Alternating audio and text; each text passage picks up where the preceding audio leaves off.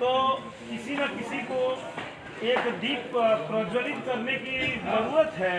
तो ये मान करके चलिए कि हम लोग 20 साल से हम लोग को क्षेत्र का विकास की जरूरत नहीं है, हम लोग राजनीतिक शून्यता की तरफ बढ़ रहे हैं। इसकी जरूरत है कि हम लोग इस परिपाटी से हटा जाए, क्योंकि अपने क्षेत्र का जब एक आदमी कोई आएगा तभी एक ढर्रा बनेगा, एक परिपाटी बनेगी, तभी दूसरा विधायक भी इसी क्षेत्र से पैदा होगा।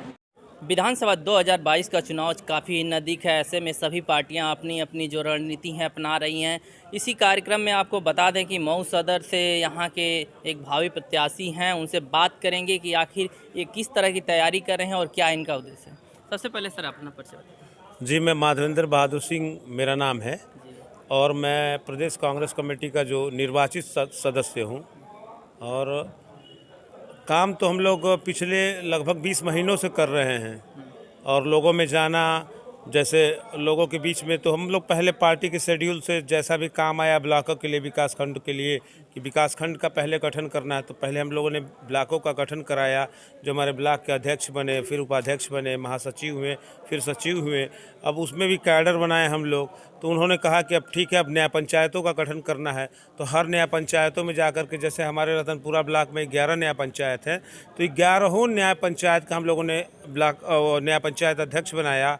और वो न्याय पंचायत अध्यक्ष बनने से एक फ़ायदा ये हुआ कि वो एक जैसे 11 लोग की ऐसी टीम बनी जिन्होंने अपने अपने फिर से अपना जो संगठन है नीचे का उपाध्यक्ष बनाना और महासचिव बनाना और सचिव बनाना, ये क्रम जारी रखा। और इस तरह से एक बहुत लंबी फौज खड़ी हो गई हर ब्लॉकों में। जिस फौज की बात कर रहे हैं, यहाँ पे लोग कह रहे हैं कि कहीं ना कहीं देख रहे हैं तो सिर्फ भाजपा और सपा के बीच ऐसी जंग है। क्या कुछ आप लोग इस चीज़ को लेकर किस तरह की?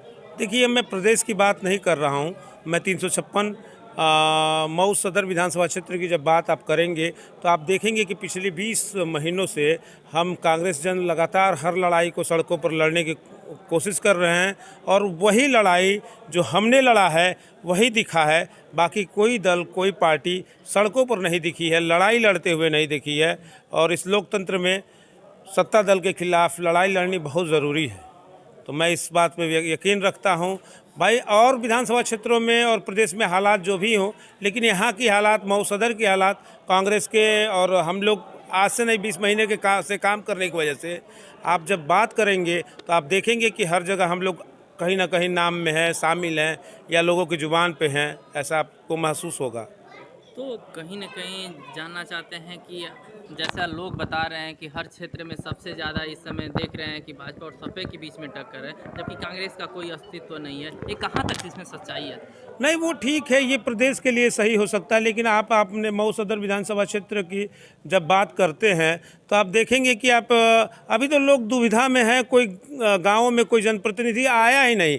20 महीनों से हम ही लोग गाँव में अप्रोच कर रहे हैं, अपनी पहुंच जो है लोगों तक हम लोग बनाए हुए हैं। और इस तरलता को हम लोग जारी रखे 20 महीने से।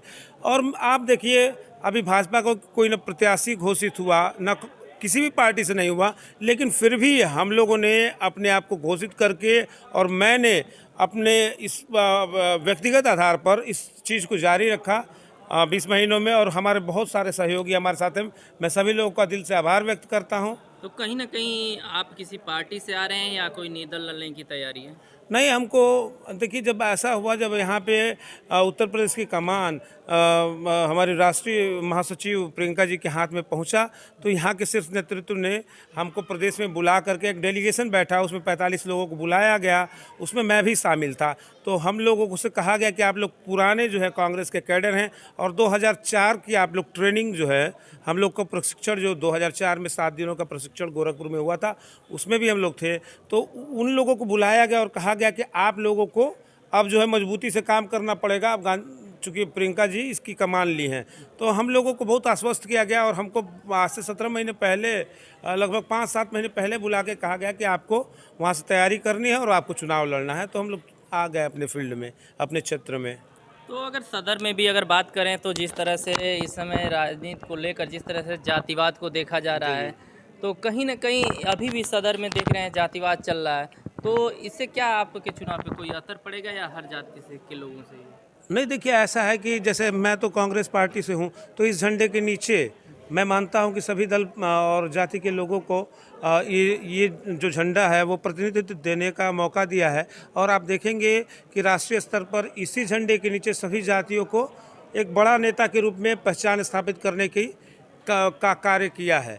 आपको इसमें सभी दल पार्टी के लोग मिलेंगे, चाहे वो धर्म के किसी और के हों, चाहे वो राजभर समुदाय से हो, चाहे चौहान समुदाय से हो, चाहे वो किसी भी जात की हो। तो कांग्रेस की कोई वो जातिगत पहचान है नहीं, लेकिन आपको ये अच्छी तरह से विश्वास है कि इस झंडे के नीचे सभी धर्म जात पाति का भेदभाव नहीं रहता है और सभी लोगों को समान अवसर से काम करने का मौका मिलता है। कहीं ना कहीं 5 बार से लगातार यहाँ से जो सदर से लेकर विधायक हैं मुख्तार अंसारी और तमाम जो विकास के कार्य को लेकर अगर सच बताएं तो जब से कल्पनाथ राय जी गए यहाँ से उसके बाद कोई विकास की किस तरह से यहाँ पे नींव रखी गई या नहीं? देखिए ऐसा है ना, हम लोग जो राजनीतिक शून्यता है उसको पहले क्षेत्र के विकास की बात ही नहीं है।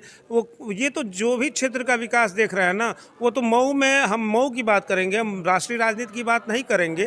तो आप जब स्थानीय स्तर पे देखेंगे तो जो भी क्षेत्र में विकास हुआ है वो कांग्रेस ने ही किया है। इस पर चर्चा करने की ज़रूरत ही नहीं, वो तो सारे लोग आपको बताएंगे।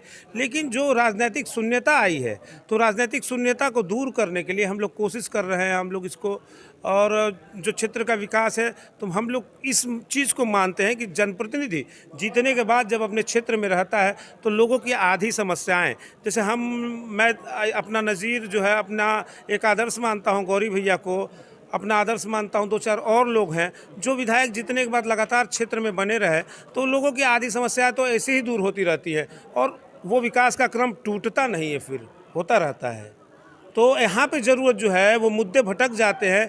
ज़रूरत ये है कि जीतने के बाद जनप्रतिनिधि लोगों के बीच में रहे। सबसे बड़ी ज़रूरत जो है आज की यही है, सबसे बड़ा मुद्दा जो है आज की यही है। इसी मुद्दे को पकड़ने की आवश्यकता भी है लोगों को, कि हमारी राजनीतिक शून्यता तभी दूर होगी जब जनप्रतिनिधि जीतने के बाद लोगों के बीच में रहेगा। मऊ की ज़रूरत यही है।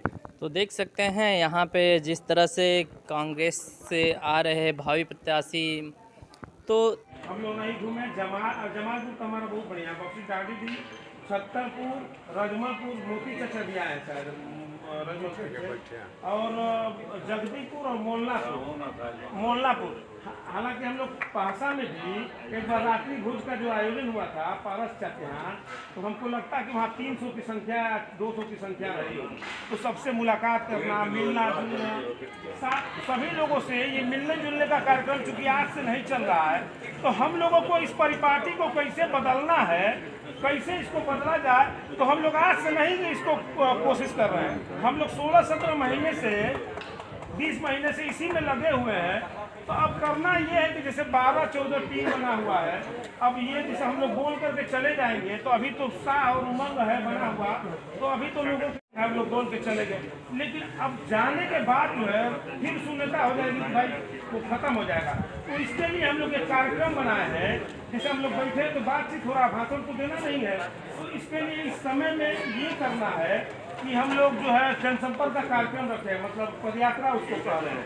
तो उसके लिए 6 टीम बना है, उसमें मझौली के 12 लोग हैं, 12 लोग जो है मऊ कुबेर से लगभग हैं, और ये लाल प्यारे चा के नेतृत्व में और अशोक राम जी के नेतृत्व में पहाड़वार के लगभग 7-8 लोग हैं।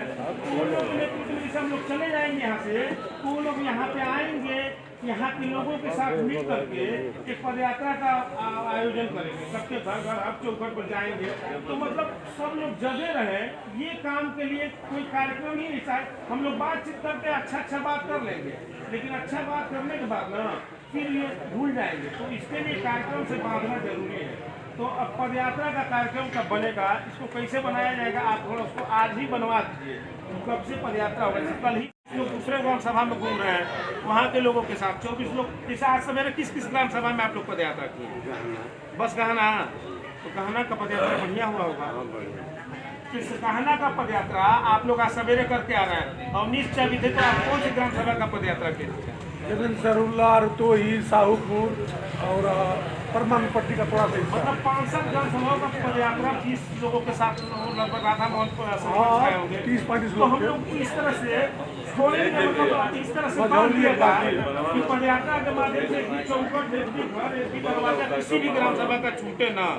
तो अब इसके लिए आप ही लोगों को इस चीज की रणनीति बनानी है, उसमें केवल बल देने की आवश्यकता है कि कैसे इस परिपाटी को बदला जाए। अगर आपके विचार हमारे विचार से मेल खाता हो तो आप लोग जरूर इसमें अग्रसर होकर के हमारा साथ जरूर दीजिए। और ये बदलाव मेरे लिए नहीं है, मैं नहीं, मेरे लिए अपने लिए अपनी लड़ाई खुद लड़नी पड़ेगी आपको।